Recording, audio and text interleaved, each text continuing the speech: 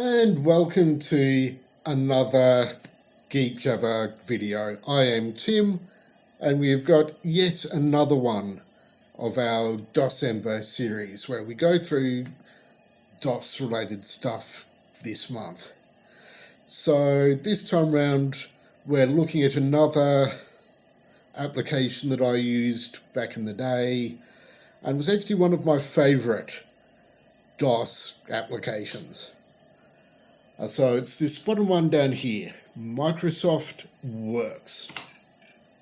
So we're using version 2.0 here, which is the version I had. And some people think that it's a contradiction in terms. Microsoft works where Microsoft doesn't always work. But this was actually not a bad little package. So to give you a general idea, Microsoft Office, which was Word, Excel, PowerPoint, was their big daddy of Office packages.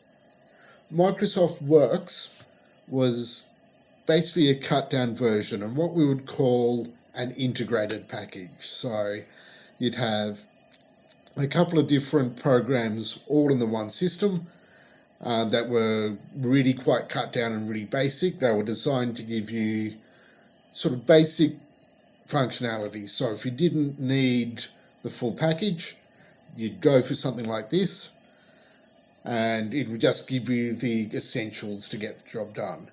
So we'll have a quick look at a couple of the features here.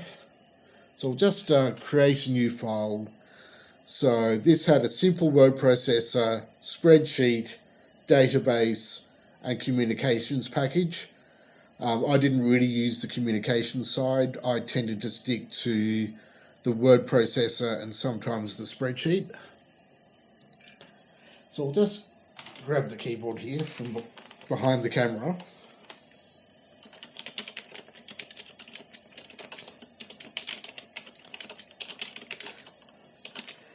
So just throw in a bit of basic text. You had your basic formatting options, so like your font and font style, whether it was single space, double space, left, center, right, so justification, tabs and some simple borders. So very basic word processing, but it was enough for me to do a lot of my early school assignments in. So basically text editor with a couple of fancy font options. Of course, the font would be all based on what the printer had to offer. So if you changed to a different printer driver, you get different fonts.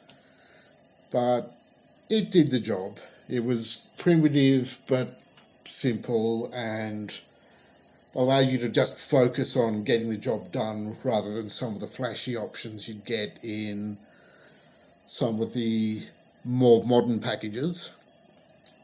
The other one I might show off, rather than using building a spreadsheet from the ground up, we've got some of the standard stuff that came with Works, and this is sort of a basic spreadsheet. So this is included with Works, as I said, and it's basically a way of calculating mortgage repayments, so a simple spreadsheet. Of course, you can tell this is made in the late 80s because you cannot buy a house now for $10,000. That's a 1980s thing. So, but it's essentially just you punch in a couple of values. It'll give you automatically calculate your monthly payment and how many payments you'd have to make. We'll just leave these alone for the moment. And down here it tells us to fill down from row 2 to 17.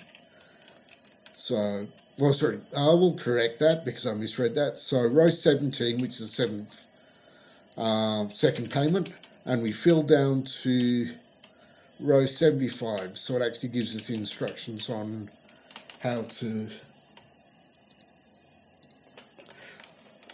So this basically goes in and gives us a breakdown of each and every payment. So how much is owing, what the interest is for the month, and sort of how much we've sort of paid off. So you can sort of break down and play with these figures, and it'll give you an idea of what your mortgage would actually look like over the life of the actual mortgage. So really good stuff that spreadsheets are really made for. So we could, for instance, let's go 0.2, which would give us 20% interest. So 1 would be 100% interest, 0.2 would be 20, and these should have automatically recalculated, and we would need to fill down again to get that back down to 0, but it basically gives us a breakdown that we can play with that basically would tell us what our loan would look like. Well, anyway, I think that's probably enough of a description for now.